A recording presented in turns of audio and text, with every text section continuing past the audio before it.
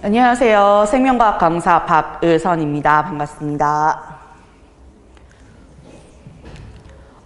저는 현재 강남대성에서 수업을 하고 있고요. 그리고 외대부고 수업은 대치동에서는 메카에서만 수업을 진행하고 있습니다. 제가 이제 거의 한 7년차, 8년차 외대부고 수업을 진행하는 것 같은데요. 예전에는 통합과학하고 생명과학 1, 생명과학 2 커리로 쭉 갔었다면 지금은 제가 생2는 절대평가니까 그냥 가볍게 특강식으로만 하고 생1 내신만 쭉 진행을 하고 있습니다. 그 생명과학 1에 대한 얘기를 좀 드려보면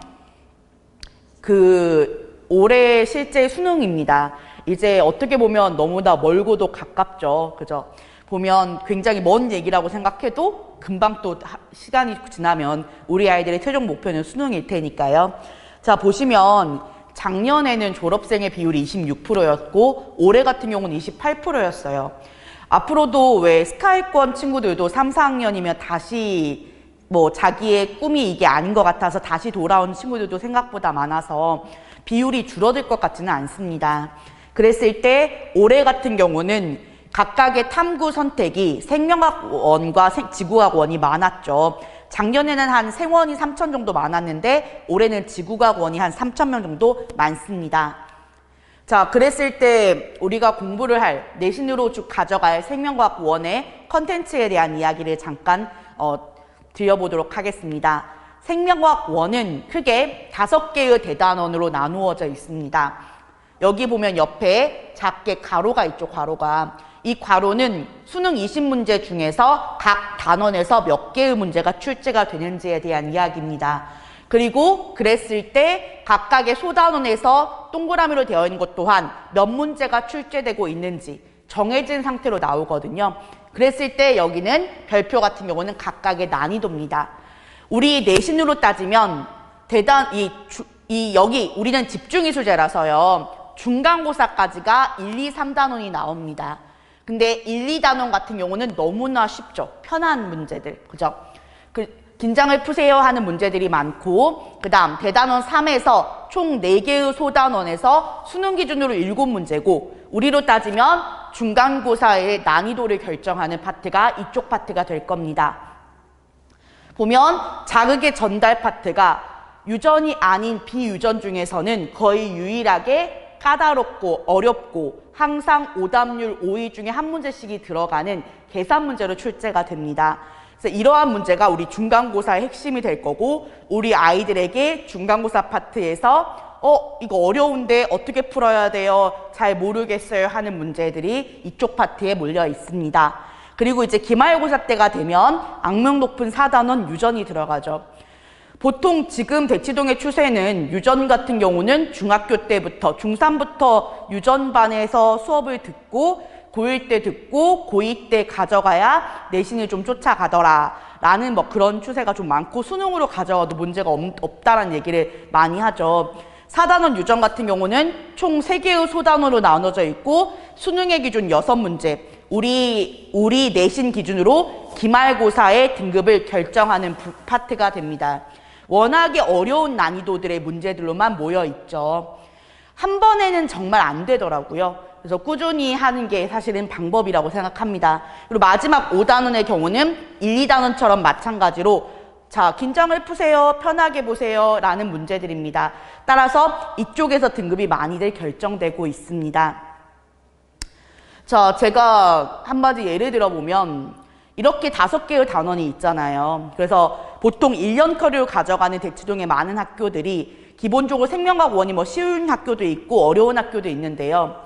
예를 들면 여학교 중에 가장 까다로운 건 숙명이라고 생각하고요. 남학교 중에 가장 까다로운 문제가 출제되는 건 중동이라고 생각합니다. 근데 숙명 요거 같은 경우는 제가 수업을 쭉 진행해 보면 단 한 번도 선행을 하지 않은 친구가 실제 겨울부터 제 수업 들었던 친구인데 중간고사, 기말고사 때가 딱 1학기 중간기말이 3단원까지거든요. 그렇게 했을 때 중간고사 만점, 기말고사 만점, 수행까지도 만점. 전교에서 딱 유일하게 그 친구 한 명이거든요. 숙명여고 기준으로. 자, 그랬을 때 다 맞을 수 있어요. 맞게 해줄 수 있고 충실하게 따라오기만 하면 만점이 가능하게 만들어줄 수 있습니다. 근데 안 됐던 게 어디냐면 유전이더라고요. 이 친구가 선행을 단 한 번도 한 적이 없고 유전을 그 전에 들은 적이 없잖아요. 그러다 보니까 이게 겨울에 살짝 보고 중간고사 때 또 좀 더 이 여름 전에 좀 더 시키고 더 하더라도 유전만큼은 굉장히 따라오기 버겁더라고요. 그래서 생각보다 2학기 중간고사 점수가 원하는 만큼은 안 나왔어요. 이 친구가 기대했던 만큼은. 왜냐면 못 푸는 게 아니죠. 다 풀어본 문제고 어떻게 풀어야 될지 아는데 뭐가 안 되냐? 타임어택이잖아요. 주어진 시간대 그 문제들을 다 푸는 게 어렵더라는 거죠. 그래서 그러한 부분들이 있는 게 바로 유전이라고요. 근데 유전을 잘 해놓으면 장점은 내신도 내신이거니와 그 다음 또 하나의 장점이 수능에 가져가도 생명과학에서 유전을 잘한다? 그러면 나머지가 사실적으로 암기 파트 위주다 보니까 수능으로 가져가기에도 부담이 없는 과목이 됩니다.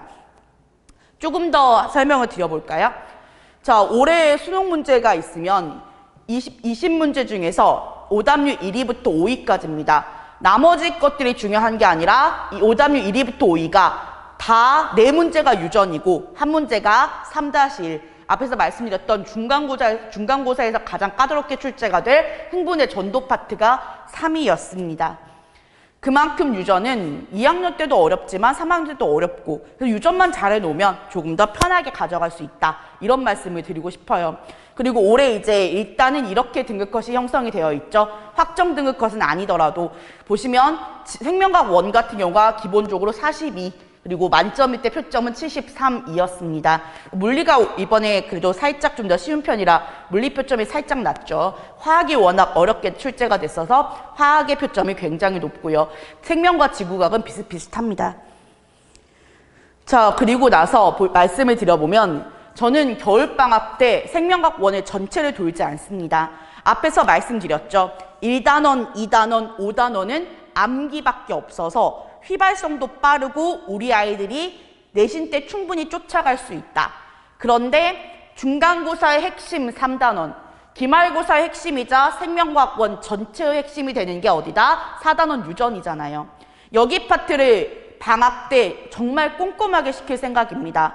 이거 배웠어 라는 내용뿐만 아니라 문제를 풀 수 있게 그렇게 되어야 내신 때 실제적으로 도움이 되고 특히나 집중이 수제로 이루어지는 학교예요. 우리 학교가 대표적이잖아요. 남들은 1년 커리로 가져가도 굉장히 어렵다, 내용이 많다, 풀어야 될 문제가 많다 이렇게 말하는 게 생명과학 1인데 우리 학교는 한 학기로 하잖아요. 다행스러운 건 그나마 문제가 좀 타 학교들에 비해서 대치동의 이제 많은 학교들에 비해서 너무나 까다롭진 않다. 보편타당하게 중요한 것들 위주로 물어봐주는 그러한 문제들이다 보니까 조금만 신경을 쓰면 좋은 점수를 맞을 수 있다. 그리고 주변의 친구들이 생각보다 열심히 한다. 따라서 내가 막 2-3개씩 틀려버리면 좋은 등급을 맞기는 어렵더라. 이런 얘기입니다. 그래서 기본적으로 방학 때는 총 9회로 진행이 될 거예요. 그래서 1, 2, 3, 4회차는 3단원에 집어넣을 거고요. 그리고 자극의 전달 이쪽 파트를 조금 더 신경 써서 왜냐하면 계산 문제들이 나온다고 했죠. 어떻게 그 계산 문제를 풀 것인지를 기본적으로 다룰 거고요. 그리고 암기 파트들이 있고 나머지 그 5번은 전부 다 사람의 유전에다가 다 넣을 생각입니다. 그래서 실질적으로 여기 2번, 1번이잖아요. 이 한 번은 사실은 사람의 유전병이 가장 까다롭거든요. 그렇지만 앞에 거를 모르면 예외적인 사람의 유전병을 공부할 수 없어서 그래서 이 뒤쪽에다가 넣어놓은 거긴 합니다. 앞에 부분이 탄탄해야 이 사람의 유전병을 풀어낼 수 있습니다. 자, 제가 수업을 이렇게 진행을 하는데요. 2개의 반입니다. 그래서 이제 국영수랑 이렇게 충돌이 있기도 해서요. 원래는 한 반으로 할까 하다가 한 번 더 개설해달라는 요구 때문에 평일에는 수요일 저녁이고요. 일요일 저녁반이 있습니다. 그리고 이제 외대보고 내신은 아마 일요일 저녁반으로 쭉 개강하고 나서부터 1, 2단원부터 쭉 해서 진행을 할 예정입니다. 기본적으로 강의 교재는 외대보고의 모든 외대보고뿐만 아니라 기본적으로 생명과학 1을 공부하기 위해서 필요한 교재들이 있죠. 제가 강대에서 일을 하고 있어서요. 기본적으로 강대에서도 수능을 준비하고 사실 꼼꼼하게 해야 돼서 겨울방학 때 것들은 모든 8종의 교과서에 있는 내용들을 다 보시는 게 좋죠.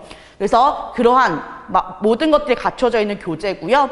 테스트 같은 경우는 기본적으로 내신 문제에다가 EBS, 수능 특강, 그 다음에 수능 완성, 그 다음 평가원 및 교육청 모의고사 기출문제 2014년도부터 쭉 단원별로 편집해 놓은 자료를 쓸 예정입니다. 사실은 예전에는요, 제가 좀 욕심이 많아서 방학 때도 이거 싹 다 돌리니까 우리 애들이 국영수에 버거워하면서 숙제 쫓아오기가 되게 어렵다고 하더라고요. 그래서 이제 겨울방학에는 3단계로 이렇게 과제를 내줄까 합니다. 처음 하는 친구도 있고, 처음 하는 친구도 괜찮고요. 한 번 들었던 친구도 괜찮습니다. 두세 번 들었던 친구들도 들었을 때 너무 쉽다, 너무 어렵다는 안 하려고 합니다. 그래서 그 난이도를 잘 맞출 거고요. 숙제 또한 그러니까 난이도가 제일 낮은 것, 중간, 그 다음 가장 어려운 것들까지 3단계로 내려고 합니다. 그래서 우리 아이가 처음 하더라, 생명과학을. 그러면 1, 2단계만 해오시면 돼요. 그런데 이미 나는 생명과학을 한 번쯤은 들었다, 좀 어려운 문제 풀고 싶다는 친구들은 이제 뒤에 2개를 해오시면 되죠. 이렇게 각각 최소한 2개씩은 풀어올 수 있도록 해서 과제를 점검할 거고요. 그리고 당연히 매 시간 지난 시간에 배웠던 거, 과제들 얼마나 잘 해왔는지 테스트를 볼 거고요.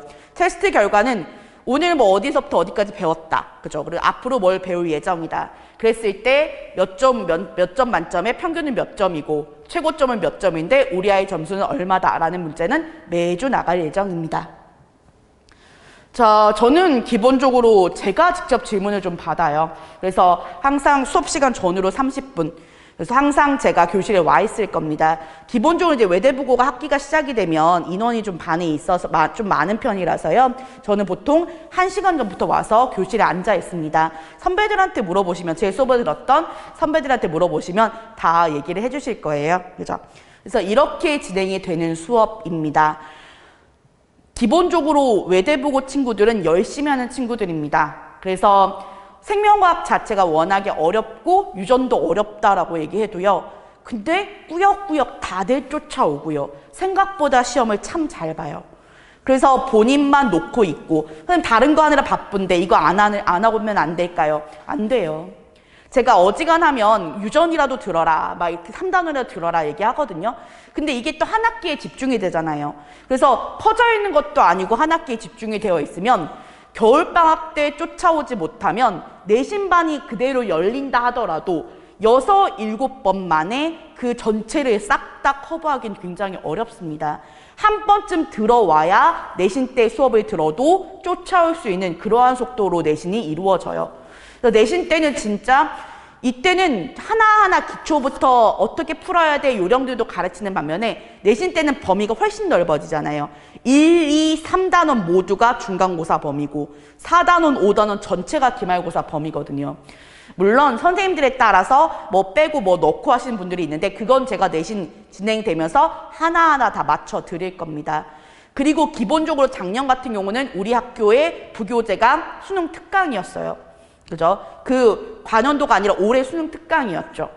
그만큼 EBS 문제 기본 풀어야죠. 평가원 교육청까지도 어느 정도는 커버가 돼야 어떤 문제를 접했을 때 당황하지 않고 풀어낼 수 있습니다. 그에 맞춰서 잘 준비된 수업이니까요. 믿고 맡겨주시면 후회하지 않는 결과 그렇게 만들어 드리도록 하겠습니다. 전 여기까지 하겠습니다. 감사합니다.